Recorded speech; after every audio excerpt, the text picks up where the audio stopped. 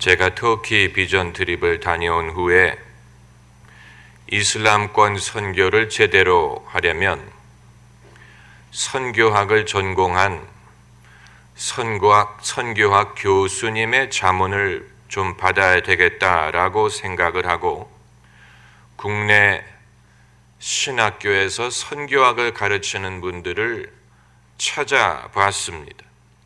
그래서 평소에 그분들이 어떤 강의를 하는지를 보기 위하여 유튜브에서 그분들의 이름을 검색해 봤더니 아니나 다를까 그분들의 강의가 인터넷에 올라가 있었습니다.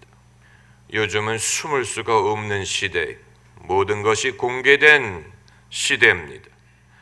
그 중에 터키에서 17년간 선교 활동을 하던 분의 강의가 눈에 들어왔습니다. 이분의 강의를 들어보니까 무슬림과 이슬람은 종교의 이름이고 이슬람을 믿는 사람을 무슬림이라고 부르지요. 무슬림과 친해져서 종교에 대해서 대화를 해보면 무슬림들도 예수님을 좋아하고 예수님의 가르침에 대해서 어느 정도는 알고 있다고 했습니다. 산상수훈 같은 것은 무슬림들도 잘 알고 있다고 했습니다.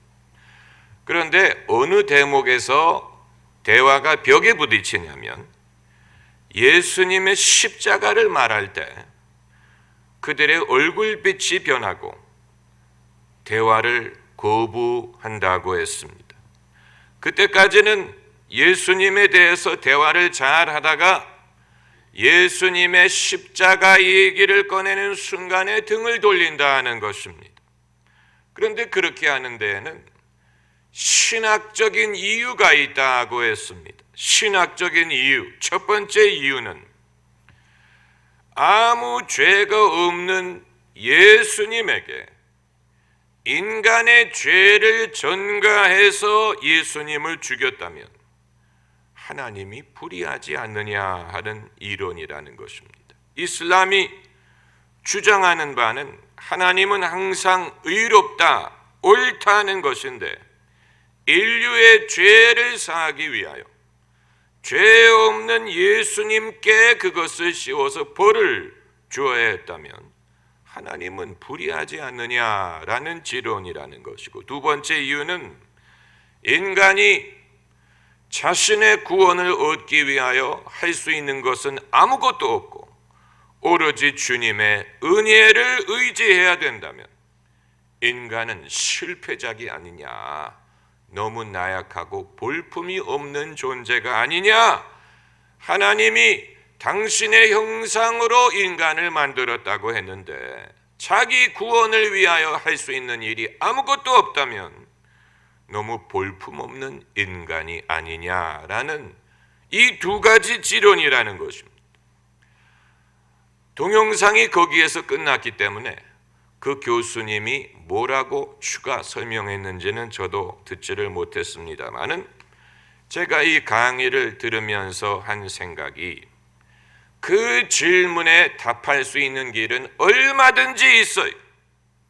그러나 이 시대의 기독교 복음주의가 십자가의 한 면만을 너무 강조한 것이 아닌가라는 생각을 했습니다. 그러니까 무슬림이 기독교의 교리를 모르기 때문에 안 믿는 것이 아니라는 얘기예요. 우리가 그들을 얕잡아 봐서는 안 된다는 얘기입니다.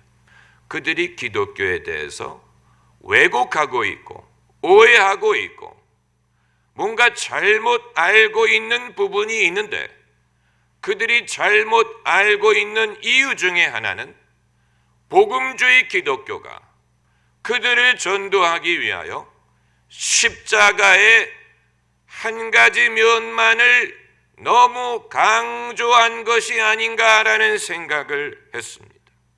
그것이 바로 소위 Passion of Christ 방법입니다.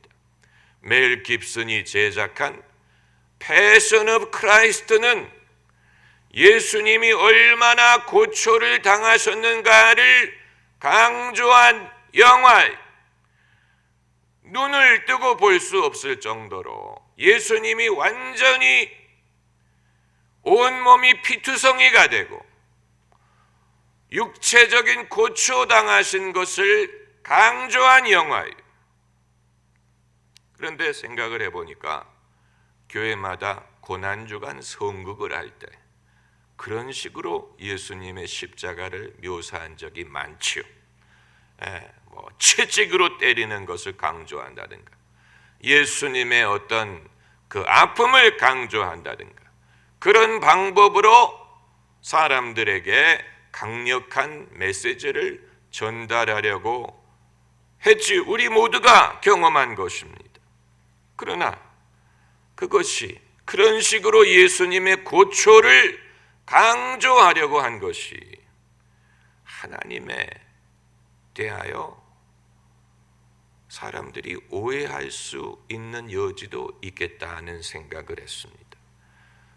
하나님이 세상을 이처럼 사랑하사 독생자를 주셨으니라고 했는데 예수님의 십자가의 그 고초만을 강조하다 보면 하나님의 사랑보다는 하나님의 잔인함, 하나님의 냉정함, 하나님의 무서움, 그런 것을 생각할지언정 예수님이 고생하신 것은 알겠는데 거기에 하나님의 사랑의 모습이 어디 있을까, 이런 생각을 할 수가 있는 것입니다.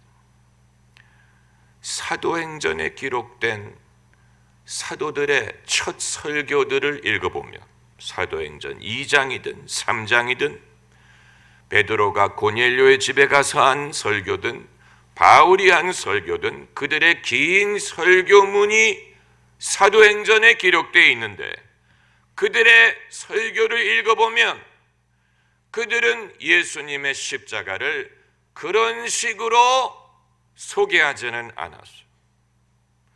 유심히 읽어야 되는 부분입니다. 사도들이 최초의 설교를 할 때 예수님을 말하고 예수님의 죽음을 말하고 예수님의 부활을 말하고 예수님의 구주되심을 말했지만 예수님의 십자가가 우리의 죄값을 대신하기 위하여 예수님이 그 고난을 당하시고 그래서 우리가 의롭다함을 얻는다는 우리가 잘 알고 있는 대속의 원리만으로 예수님의 십자가를 설명하지 않았다는 것입니다. 그러니까 우리가 수십 년간 성경을 공부하고 목사들이 수십 년간 성경을 가르치고 수십 년간 성도들이 설교를 들었지만 정작 성경 말씀을 깊이 이해하려고 하기보다는 편리한 방법, 사람들에게 먹히는 방법, 사람들에게 설득력이 있는 방법만을 택한 것이 아닌가, 그런 생각을 하게 됩니다. 소위 전도단체가 만든 전도지 위주의 복음에 익숙해졌다 하는 것입니다. 전도단체들이 대학생 선교회든 수많은 전도단체들이 예수님의 복음을 쉽게 설명하기 위하여 전도지 위주의 복음을 만들었어요. 사형리가 그 대표적인 것입니다. 대학생 선교회가 만든 사형리, 여러분 다 알고 계실 것입니다. 복음을 4개 이론으로 압축한 것인데 4개 포인트. 전도지 용어로는 적합하지만 과연 그것이 신약 성경을 제대로 전달한 것이냐, 그것은 그렇게 볼 수 없습니다. 이건 어려운 부분이, 우리는 무슬림뿐만이 아니고 타종교를 믿거나 종교가 없는 사람들이 기독교를 모르기 때문에 안 믿는다고 생각을 합니다. 기독교의 교리를 모르기 때문에 안 믿는 것이지, 알려주면 믿을 것이다 라고 생각을 하는데, 실존주의 철학가 대표적인 인물인 까뮤가 쓴 이방인이라는 소설을 보면 그 소설 중에 천주교 신부님이 대속의 원리를 설명하는 구절이 나옵니다. 그러니까 까뮤가 기독교 복음을 알고 있었다는 얘기, 자기 소설에 인용할 정도니. 그렇다고 까뮤가 믿었느냐? 그건 아니에요. 그는 믿지 않았어요. 그렇기 때문에 실존주의가 된 것입니다. 그러니까 여러분, 그들이 안다고 생각하는 것보다도 우리가 성경을 더 잘 알지 못하면 이 시대, 이 세대에 기독교 신앙을 전할 수 없고 그들을 예수님께로 인도할 수 없습니다. 마귀가 예수님을 시험할 때 무엇을 인용했는지 아세요? 성경 말씀을 인용했습니다. 성경 말씀을 인용해서 뛰어내리라. 성경 말씀을 인용했어요. 그러니까 성경을 누구든지 인용할 수 있다는 얘기. 심지어 마귀도 성경을 인용합니다. 그런데 예수께서 그 마귀의 시험을 무엇으로 물리치셨느냐? 예수님도 성경 말씀으로 물리치셨습니다. 그러니까 마귀보다도 성경 말씀을 더 잘 알아야 된다는 얘기. 마귀는 성경을 인용하여 왜곡하죠. 사람을 넘어뜨리게 합니다. 시험에 들게 합니다. 그걸 극복하기 위해서는 마귀보다도 성경을 더 잘 알아야 되고 하나님이 성경 말씀을 통하여 어떤 진리를 전하려고 하셨는지를 알아야 된다는 얘기. 이것은 우리 모두의 과제입니다. 제가 성도님들에게 부탁드리고 싶은 것은 음식을 먹을 때 소위 칼로리가 높은 음식이라든가 맛있는 음식이라든가 짠 음식이라든가 매운 것이라든가 그래서 뭔가 먹기에 좋고 내 미각에 맞는 식의 음식을 취하는 방법으로 성경을 접하게 되면 100년 성경을 공부해도 결코 그 안에 하나님이 말씀하고자 하시는 원리를 깨닫기가 힘듭니다. 왜냐하면 대다수의 성도들은 소비자의 관점에서 성경을 듣습니다. 소비자. 이 교회가 설교를 잘해. 저 교회가 프로그램이 좋아. 저 교회가 시설이 좋아. 이게 다 무엇입니까? 소비자 멘탈리티에 자기를 기독교의 소비자로 여기는 것입니다. 소비하기 위하여 교회를 가는 것입니다. 소비자처럼 대접을 받는 말씀의 대접이죠. 말씀의 맛이 좋은 곳, 잘 만든 곳을 따라가려고 하는데, 그러나 목회자와 평신도의 차이점은 목회자는 서빙하는 섬기는 사람의 입장에서 성경 말씀을 접근하고 성도들은 소비자의 입장에서 성경 말씀을 접근한다면 100년 신앙생활을 하더라도 위로가 되는 말씀, 마음에 와닿는 말씀, 내 고민과 시련에 도움이 되는 말씀, 그 범주를 벗어나지 못할 것입니다. 그 범주를 벗어나지 못해서 예컨대 아까 제가 말씀드린 무슬림이 왜 십자가에 대해서 거부하느냐라는 이유를 접할 때 어떻게 답해야 되는 줄 모르는 기독교인들이 대부분일 것입니다. 뭐라고 대답할지, 과연 나는 기독교 복음을 어떻게 이해하고 있는지, 예수님의 십자가를 어떻게 이해하고 있는지, 얼마만큼 이해하고 있는지 준비가 되지 않은, 그들이 무식하기 때문에 안 믿은 줄로 알았는데 어떻게 보면 우리보다도 우리가 생각하지 못한 것을 생각했다는 얘기. 거기에 그보다 뛰어난 신령한 지혜를 갖고 있지 않으면 우리는 이 포스트 모던 시대를 예수님께로 인도하지 못할 것입니다. 그렇다고 우리가 다 신학교를 가야 된다는 말입니까? 그게 아니에요. 듣기도 하고 생각하니 참 이치시로다. 듣기도 하고 생각하고 믿고 생각하고 대화하고 남의 의견을 들어보고. 여러분, 대한민국의 대형교회가 소위 목사님이 바뀌면 새벽 기도를 통해서 성도들의 군기를 잡는다는 사실을 아시지요? 대형교회에 부임하는 목사님들이 새벽 집회를 열어가지고 성도들의 군기를 잡습니다. 그것으로 어떤 영적인 권위를 세우려고 하는데 저는 기독교만 그러는 줄 알았어요. 그런데 불교에서도 그렇게 하더라고요.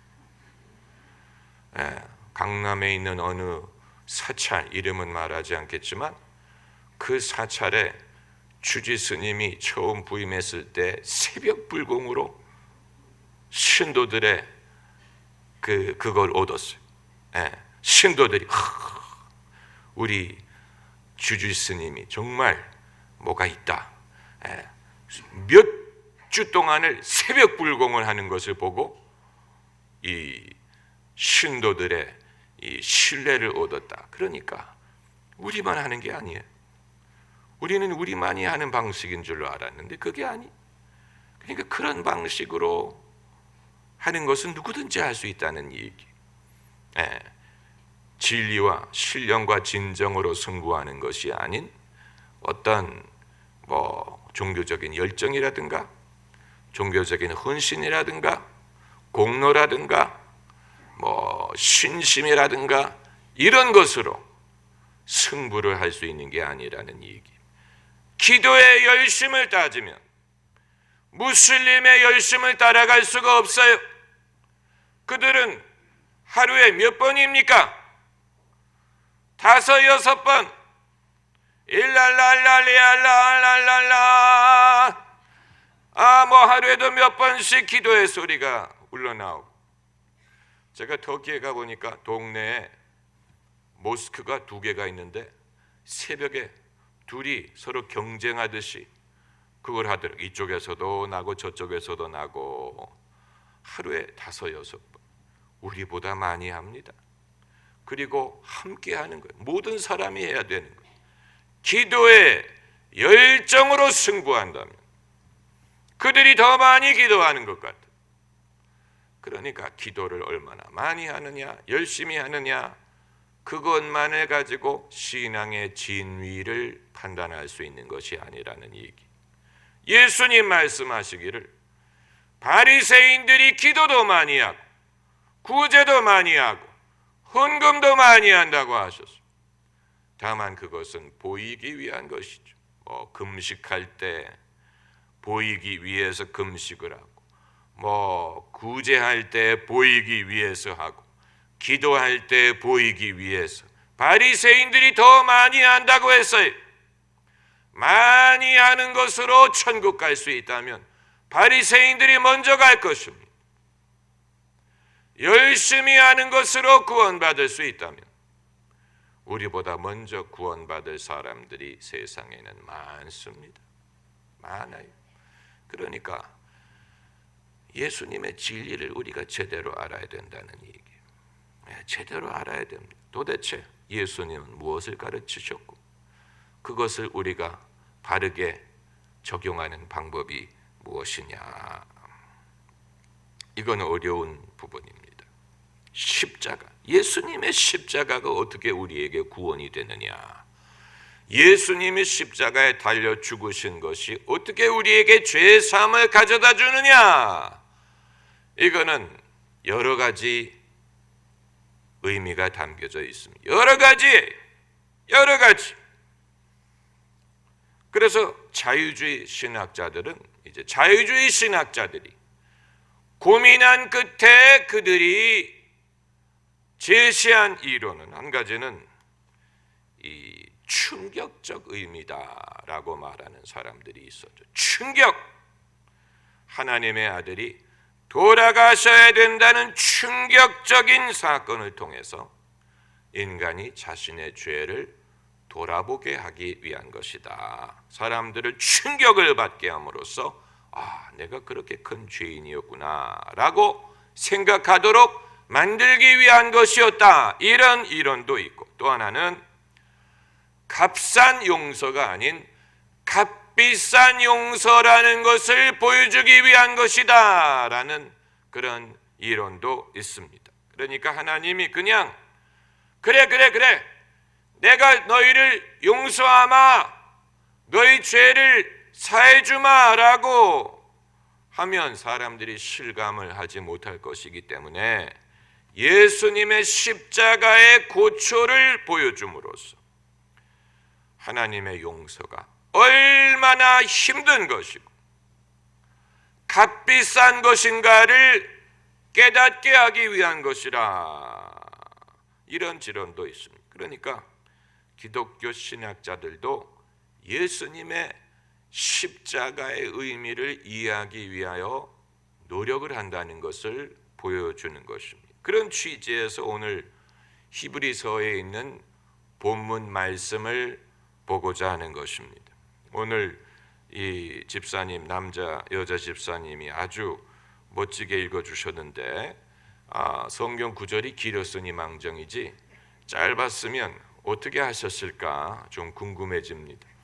한두 절에 불과했으면 같은 목소리로 읽었을까? 아니면 두 번 읽었을까? 어떻게 했을까? 길었으니까 나눠서 읽지. 두 분이 그런 식으로 읽을 줄 제가 몰랐습니다만은 앞으로 우리가 그런 방법을 좀 사용해도 괜찮을 것 같아요. 성도들 중에 목소리가 좋은 분들을 골라서 이렇게 성경 구절을 성도들이 낭독하게 하는 것도 좋은 방법일 것 같은데, 히브리서의 저자는 예수님의 십자가 죽음을 어떤 식으로 해석했느냐? 예수님이 죽으신 것이 우리에게 어떻게 구원이 된다고 설명을 했느냐? 히브리서는 예수님의 인간적인 면을 강조했습니다. 인간 예수님을 강조했습니다. 그래서 예수께서 우리와 똑같이 시험을 당하셨을 때 죄가 없다라든가, 예수님이 하나님의 아들이시지만 당하신 고난을 통하여 온전케 되셨다라든가, 예수님이 당신도 시험을 당하셨기 때문에 시험을 받는 우리를 넉넉히 도우실 수 있다라든가, 예수님의 인간적인 면, 우리와 똑같은 면을 강조했습니다. 사도 바울도 그렇게 말한 구절이 있지요. 디모데전서 2장 5절에 하나님은 한 분이시요 또 하나님과 사람 사이의 중보도 한 분이시니 곧 사람이신 그리스도 예수시니라. 그런 성경 구절도 있어요. 예수님을 사람이라고 불렀죠. 예수님의 인간 되심을 강조하는 것이 왜 중요하냐? 예수님이 우리와 똑같은 인간이셔야 인류를 대표하실 수가 있기 때문입니다. 예수님이 대제사장이 되신다는 말은 인류를 대표하신다는 뜻입니다. 여자를 대표하려면 여자여야죠. 한국을 대표하려면 한국인이어야 됩니다. 국제회의에 대한민국 대표로 나가는 사람은 대한민국 국민, 국가, 대한민국의 이익을 대표하는 것이죠. 대표한다는 것은 이런 뜻입니다. 예수께서 우리의 대제사장이시라는 뜻은 우리를 대표하신다는 뜻인데, 누구 앞에서 대표하신다는 뜻이냐? 하나님 앞에서 인간을 대표하신다는 뜻입니다. 그러므로 예수님을 마지막 아담이라고 부릅니다. 아담이란 말은 사람이란 뜻이에요. 예수님을 마지막 사람이라고, 인류를 대표하셔서 하나님 앞에서, 그리고 우리를 대표해서 언약을 맺으셨어요. 예수님의 십자가는 그 언약을 맺기 위한 것이었어요. 예수님의 피는 그 언약의 피, 그 언약을 맺기 위해서. 그런데 누가 예수님에게 인류를 대표할 권한을 주셨느냐? 하나님이 주신 것입니다. 우리는 임의로 하나님 앞에서 누구를 대표할 수 없습니다. 중보할 수는 있어요. 그러나 대표할 수 없어요. 그건 하나님만이 주시는 권한입니다. 그렇기 때문에 히브리서 5장 4절을 보면 이 존귀는, 그 말은 대제사장이 되는, 이 존귀는 아무나 스스로 취하지 못하고 오직 아론과 같이 하나님의 부르심을 입은 자라야 할 것이니라. 그리고 그 다음 구절에 5장 5절에 히브리서 저자가 뭐라고 말했냐면, 또 이와 같이 그리스도께서 대제사장 되심도 스스로 영광을 취하심이 아니요 오직 말씀하신 이가 저더러 이르시되 너는 내 아들이니 내가 오늘날 너를 낳았다 하시고. 우리가 깊이 묵상해야 될 구절이, 예수께서 하나님의 아들 되심을 인간을 대표할 대제사장이 되신 것과 연계시켰어요. 예수님이 어떻게 하나님의 아들이 되실까를 생각하는 분이 계시다면 이 구절이 도움이 될 수 있습니다. 하나님이 예수님을 당신의 아들, 너는 내 아들이라 내가 오늘날 너를 낳았도다, 하나님의 아들 되심이 뜻하는 바는 하나님 앞에서 인류를 대신하는 대제사장이 될 권한을 부여하시는 의미로 히브리서 저자가 해석했습니다. 그럼 예수님이 왜 십자가에 달려 돌아가셔야 했고 그것이 왜 우리에게 구원이 되느냐? 오늘 본문에서 이제 나타나는 중요한 단어 중에 하나는 언약이란 말입니다. 15절에 이를 인하여 그는 새 언약의 중보니, 언약, covenant, testament, 언약이란 말을 썼어요. 새 언약이라고 해서 그 말은 옛 언약이 있었다는 얘기. 신약이 있는 것은 구약이 있는 것이죠. 옛 언약이 있었는데 예수님이 새 언약을 체결하신 것입니다. 한미 FTA를 생각하면 돼요. 한미 FTA, 그것도 언약이지요. 국가 간의 약속입니다. 왜 새 언약이라고 부르느냐? 옛 언약을 대신하는 것이기 때문에 옛 언약보다도 더 나은 언약으로 마치 그것을 대체하는 것입니다. 대체. 그리고 피를 흘린다. 왜 예수님이 피를 흘리셔야 됐느냐? 이 18절에 이러므로 첫 언약도 피 없이 세운 것이 아니니 하면서 모세가 언약을 맺었을 때에 짐승의 피를 흘린 것을 말합니다. 그래서 20절에 이는 하나님이 너희에게 명하신 언약의 피라 하고 또한 이와 같이 피로써 장막과 섬기는 일에 쓰는 모든 그릇에 뿌렸느니라. 율법을 쫓아 거의 모든 물건이 피로써 정결케 되나니 피 흘림이 없은즉 무엇이 없느니라? 사함이 없느니라. 언약의 징표로 피를 흘려야 됐어요. 그런데 인류의 본능 속에는 피 흘림을 통하여 언약을 맺는 원시적인 사상이 기억 속에 남아있다는 사실을 아십니까? 인류학을 공부하는 사람들이 그것을 발견합니다. 인류의 본능 속에 이 언약을 맺을 때 피를 흘리는 본능이 있다. 그것이 기억에 남아있다. 원주민들이 부족끼리 언약을 맺을 때, 또 마피아에 가입할 때, 가입해 보신 분은 아실 거예요. 마피아, 코사노스트라의 정식 회원이 되면 예식을 거쳐야 되는데 칼로 손바닥을 베서 피를 나게 하고 양쪽 두 명이 피를 흘려서 그것을 술잔에다가 뿌리고 그 술잔을 나누어 마십니다. 그게 마피아원이 되는 공식 예식. 어디서 많이 본 것 같지 않습니까? 왜 그들이 그런 방법을 쓸까?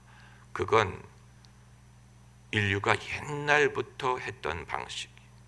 언약을 맺을 때 피를 흘리고 피를 나누어 마시고 이제는 우리가 한 피다라는 것을 증명했다는 것인데, 예수님께서 제자들과 식사하실 때 예수께서 뭐라고 말씀하셨습니까? 이 잔은 내 피로 세운 새 언약이라. 예수님이 당신의 피를 뭐라고 부르셨냐면 언약의 피라고 부르셨어. 언약의 피, blood of a new covenant. covenant란 말은 계약이란 뜻입니다. 그렇기 때문에 신약이게 된 신약, 새로운 언약. 한미 FTA처럼 나라와 나라 간에 무역 협정을 맺으면 모든 기업들이 그것을 준수해야 됩니다. 애플이든 삼성전자든 구글이든 GM이든 모든 기업이 그 협정을 준수해야 됩니다. 국가만이 이러한 협정을 맺을 수 있습니다. 양쪽이 다 따라야 됩니다. 협정을 맺으면 양쪽에 다 유효합니다. 양쪽이 다 그것을 따라야 됩니다. 그 협정에 의한 의무와 권리가 적용이 됩니다. 그게 언약이 효력이 있습니다. 마찬가지로 예수님이 맺으신 이 새 언약은 믿는 사람들과 하나님 양쪽에 다 적용이 됩니다. 그래서 언약이 하나님이 예수님과 언약을 맺으신, 예수님이 인류를 대표하여 이 언약을 맺으신, 당신의 피로 예수님을 믿는다는 말은 그 언약을 믿고 그 언약 속에 들어간다는 뜻을 갖고 있습니다. 그래서 그 언약에 의한 혜택과 의무를 우리 삶에 적용한다라는 뜻을 가지고 있습니다. 이제는 내가 예수님 안에 있으면 예수께서 맺으신 그 언약의 모든 혜택이 내게로 옵니다. 영생, 죄사함, 하나님의 자녀가 됨, 축복, 하나님을 더 이상 두려워하지 않아도 됨, 하나님과의 화목함, 성령, 이 모든 것이 언약에 의거한 혜택이 자녀가 됐기 때문에 내가 이런 혜택을 얻을 자격이 있습니까? 물어볼 필요 없어요.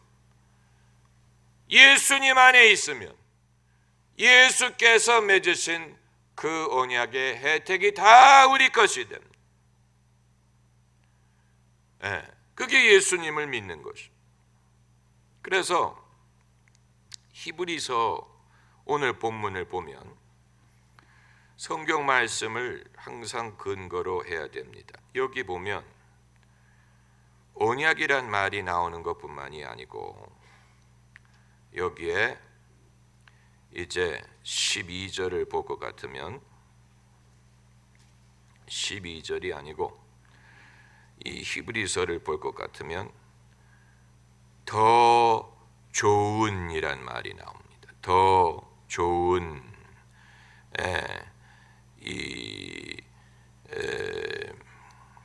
더 좋은이란 말이 히브리서에 여러 번 나옵니다. 23절에 그러므로 하늘에 있는 것들의 모형은 이런 것들로서 정결케 할 필요가 있었으니 하늘에 있는 그것들은 이런 것들보다 더 좋은 재물이란 말이 나오죠. 더 좋은 재물. 또 본문은 하지만 더 좋은 언약이란 말이 나오고 더 좋은 약속이란 말이 나오고 더 좋은 기업이란 말이 나오고 더 좋은 본향이란 말이 나오고 히브리서에 지속적으로 등장하는 말은 better, 더 좋다라는, 예수님이 더 좋은 제사장, 예수님이 맺으신 언약은 더 좋은 언약, 예수님이 당신의 생명을 바친 것은 더 좋은 재물이, 우리가 가는 천국은 더 좋은 본향이라고 해요. 더 좋다. 아주 중요한 단어입니다. 만약에 예수님을 왜 믿어야 되느냐라고 묻는 사람이 있다. 예수님보다 더 좋은 구원자가 있으면 나와보라고 하면 돼. 예수님보다 더 좋은 제사장이 있으면 나와보라고 하세요. 예수님보다 더 좋은 재물이 있으면 나와보라고 하세요. 예수님이 맺으신 언약보다 더 좋은 언약이 있으면 말해보라고 하세요. 그러니까 더 좋다라는 말은 상대방을 어느 정도는 존중을 하되, 그러니까 네가 믿는 거 다 헛거야, 그건 다 가짜야, 그건 다 거짓말이야, 그러면 그 사람이 언젠가는 믿겠지만 그 전에 먼저 얼굴을 때릴 거예요. 얼굴을 먼저 때릴 거예요. 너 잘났다, 너만 옳다, 네가 믿는 거 다 가짜야, 그거 다 헛거야, 그거 다 우상이야, 그거 그렇게 되면 사람들이, 그러나 적어도 히브리서 저자는 네가 믿는 것도 뭐가 있기는 있을 수 있지만 예수님은 더 나은 제사장, 더 나은 언약, 더 나은 구원, 더 확실한 구원, 다른 이름은 없나니라고 했어요. 천하에 구원받을 만한 다른 이름을 주신 적이 없다라고 했어요. 2000년 전이든 지금이든 마찬가지. 예수 그리스도는 어제나 오늘이나 영원토록 동일하십니다. 할렐루야, 할렐루야. 기도하십시다.